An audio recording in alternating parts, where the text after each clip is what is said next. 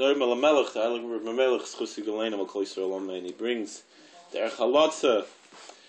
He says that Korach, he fell. That when Korach said everything he said, Moshe Rabbeinu, he fell on his face. So he brings the Chalotza. It says that the Gemara says a person should never fall on his face like Tachnon. We don't go all the way down. So unless he's sure he's going to be answered like Yehoshua ben Nun was answered, like we had not too long ago in the Haftarah, Yehoshua ben Nun, that he saw. It's Haftarah and Simchas Torah, that he saw the Malach and he fell on his face and he was answered. So Moshe Rabbeinu, after he heard, he was on of Mikol Adam, he didn't think much of himself, but when he heard everyone saying all these big things about him, he said, I guess it must be right, because who am I to argue with them? So he accepted, so he fell on his face, and he accepted that this is what they're saying about him. And there's other explanations. The Baba Verav, the Kedushas Tzion, Hashem Yimkom Dama, he brings that same Inyan that he said that L'maisa Moshe Rabbeinu had no arguments against anything what Korach said. He agreed with him 100%. Kol Eida Kulam Kadoshim. He didn't argue with that. He agreed with him. And that's what it says. The Kedushas Levi brings Shleimi Libi. It wasn't my own idea, Moshe Rabbeinu, that all these things come. Hashem is going to bring whatever punishment is going to come to Korach v'chol Eidasai is going to come from Hashem. Not even that Moshe and Aaron were poiled with their tefillahs to make such a thing happen. No, they didn't. It says l'tzadik le'toiv, that the tzaddik doesn't want to see people hurt, doesn't want to see people punished. And this is directly from Hashem. They didn't even daven for this. They weren't, poil ois anyway.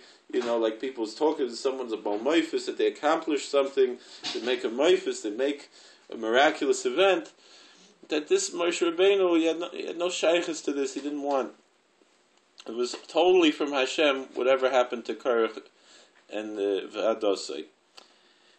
Now, historically speaking, we had this week. It's not exactly sure what the date was. 800 years ago in England, something that laid foundation much later in history for a lot of what we have here in America and the freedoms we enjoy. A lot of the shoroshim, they say, are the real shorosh is from our Torah, that people, are created in Tzelem Elokim, these ideas. But l'maisa, historically, the Hishtalshlus Advarim, that was 800 years ago, was the anniversary of the Magna Carta. And the story behind the Magna Carta has some similarities to the story of Korach, but it shows the big chiluk between our derech and the derech of the Umas Ha'olam. Before I get to that, they talk in England. They would talk about and other kings in Europe. They would talk about the divine right of kings. They claimed this narishkeit. They claimed to come from David HaMelech. They claimed that they had divine right of kings. They didn't have any. It was the old narishkeit, but that's what they claimed. But Lamaisa, I remember I used to go speak in a college course on world religion. The professor asked me to come speak when they spoke about Judaism, and he would always bring up himself how mispol he was in the story of David HaMelech with Nasan and Navi, the prophet Nathan, King David. That what happened after the Ma'aseh of Bathsheba, and what happened, Uriah Hitti was killed in the battle, that David HaMelech sent him out. And even though Chazal say everything he didn't break the letter of the law, he didn't break halacha in anything he did, even though he himself did tshuva for whatever chesroinus, but the letter of the law he didn't break. He understood it's the spirit of the law, and also the humility of David HaMelech throughout this whole story. A very famous part of the story that people bring up often is how Nasan and Navi brought it up to him al derech mashal. He said a mashal, that can you imagine, David HaMelech, I'm going to ask you, what would you say, if we know the mashal, there was a rich man that had thousands of sheep. A poor man had one sheep who he loved, sat at the table with him, was part of the family. And the rich man went and took away the sheep from the poor man. What would you say for that rich man? You would say it deserves to be killed, such a thing. And even that could be a Mard B'Malchus, if it was a real story that he was telling. Maybe David HaMelech, he said it could have been. And then what did Nasan Navi say to him? He said, you are that man. Now, nowhere else in the world, Lahavdil and Umas Oilam, would such a thing ever happen that an advisor to a king, even he's a prophet, speaking in the name of God, and we're dealing in a theocracy, but still, all those others they claimed to be theocracies weren't really theocracies. This is the only true theocracy in history because the Kadosh Baruch Hu himself was really talking to our Nevi'im. All the false prophets of all the Umas Ha'olam, they had a non-profit organization. They weren't really prophets, all the Nevi'ai Abal.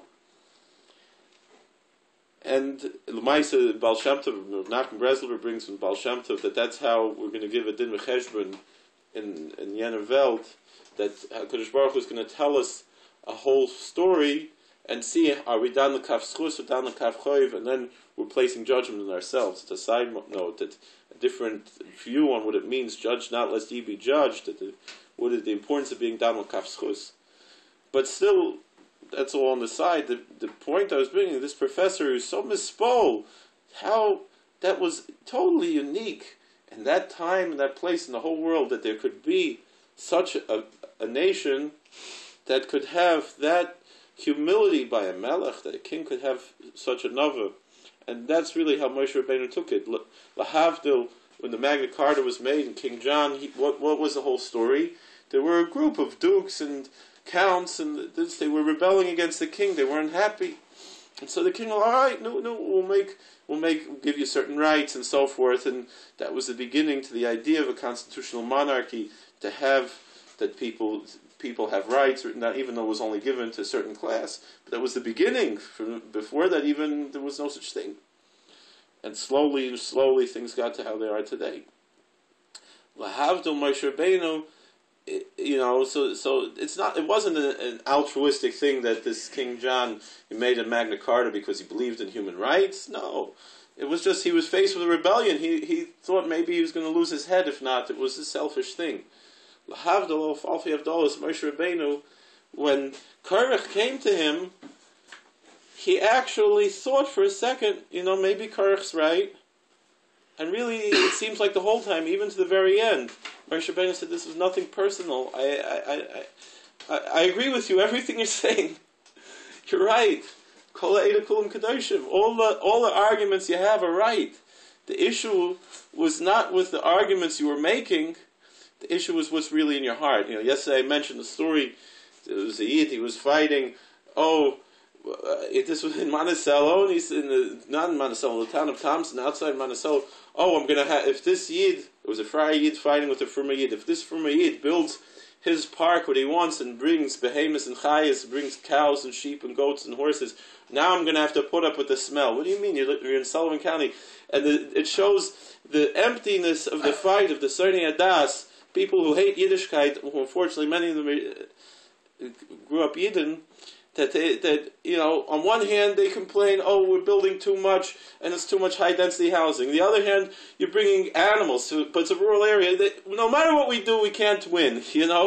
In Monroe they complain they have a school district, and in Monsey they complain that they didn't run the school district because they don't have their own school district. No, we can't be right to these people. These Korachs that are around, doesn't matter. Their arguments have no substance because they're just so filled with hatred against the Kadosh Baruch Hu and the Torah. It's not personal hatred against us. It's hatred against the Torah and hatred against the Kadosh Baruch Hu. And it's unfortunately an overwhelming. It's not anti-Semitism. In general, the non-Jews around are very respectful and welcoming. And if they are, and if they're not, generally they're riled up occasionally by Yidden who are spreading propaganda, for Yidden who have such a sinas adas. But because be'etzem, even with all those things, what's the reason for it? We're not going to make them happy. But we always have to do tshuva, and we always have to have introspection. So there is a lesson we have to learn. there is something we have to take out. Even Moshe Rabbeinu, when he heard the tightness of Korach, whatever it is, we always have to look to do tshuva. We always have opportunities to do tshuva we have to look for. But doesn't mean that so they have arguments, whatever is was the pasuk said, ki asher shevet api, that Assyria is the rod of my indignation. Whatever is coming out, it's really sent from a Kodesh Baruch Hu. It's really everything comes from the Rebbeinu Shalom as hashgacha pratis, as divine providence, to teach us a lesson, and that's what it's all there for. But all these arguments, they're empty and they're pointless and they're silly when it really comes down to it, because they can all be argued out the other way. But Lamaisa, that's the way we have to approach it. The Netziv brings that we see here, because Moshe Rabbeinu, he said, I didn't take one donkey from them. But it means that he made introspection, and there's a balance that people have to try to figure out. What are they doing in the world? If on one hand, so some people say, well, why do Rabbanim L'maisa, why do they have to get paid? There was a kid who wanted to be a rabbi, and his mother said, let's take you to the rabbi, talk to him, and find out, what does a rabbi do? What's his job? This way you find out, is this really a job you want? So the kid went and the rabbi said, I'll answer any question. The kid asked, well, what do you do other than you give a drasha Shabbos morning? What other aspects do you have to your job? So he said, the rabbi said, you're talking like that, you shouldn't be a rabbi, you should be the president of the shul. You're asking a question like that. That, Lamaisa, what is there, what's going on? The answer is that, so I remember one Talmid Chacham who was a Rav in the shul in Yerushalayim for years, and he was a Rosh Yeshiva, and he said, just go and get a job, do something else, don't make a parnasa from Rabbanis. But the problem with that is, Moshe Rabbeinu realized, if it's fine if you could do it, or whatever, if you're independently wealthy, whatever it is. But the problem with that is, you're running around making a parnasa, you can't be oisik with tzarchei tzibur. There are tzarchei tzibur that are necessary that the tzibur should fulfill. But on the other hand, it shouldn't be getting rich off of it, shouldn't be extravagant, it should be just what he needs to more than just survive, but just to be able to support himself and to live a recovered life, to make a Kiddush Hashem, and to be oisik with tzarchei tzibur. A lot of times, Rabbanim, they go into their own pockets. It's not just that they don't always have a discretionary fund, they might have to go into their own pockets to help people. And so then it should be included like this 100%. It's nothing wrong with that. George Washington, when he was elected president, he didn't want to take a salary. So they said to him, no, you can't do that, because if you don't take a salary, then it's going to mean that only rich people could be president, and we want there to be equality. We want there. So sometimes things that seem like the opposite, L'maisa, are the opposite. He wanted to be altruistic and they said, no, if you do that, you're going to set a bad precedent. So there has to be that balance.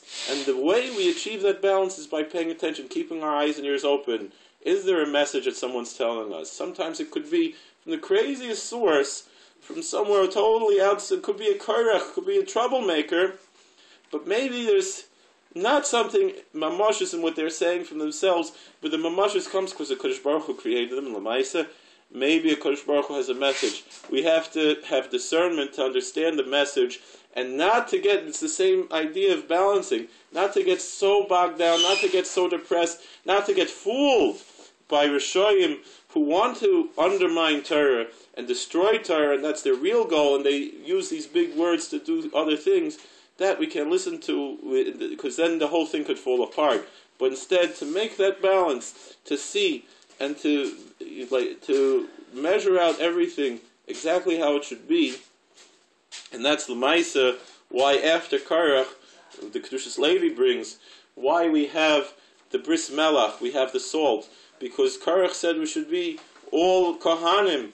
There should be only chesed. There should be no din. And no, there's a koyach ha'eshet b'mayim, the Ramban says, that there is salt in the water. Salt is very important. In the Middle Ages, talked about the Magna Carta. You know how they used to execute criminals? By taking salt out of their diet. We have to rethink these low-salt diets that people are talking about are no good. You have to have that balance. not too much, not too little. Water, salt, these are the natural things. And through having that balance, not only health in our bodies, but in our souls, and to have that aspect of the melech that was on the Mizbeach, and that way we sanctify our whole life, that everything we can sit down to eat, and it could be mamish zeh shulchan Hashem lifnei Hashem, and then in that schus we could be zoiche to see zeh shulchan Hashem lifnei Hashem and the Mizbeach and the Beis Hamikdash.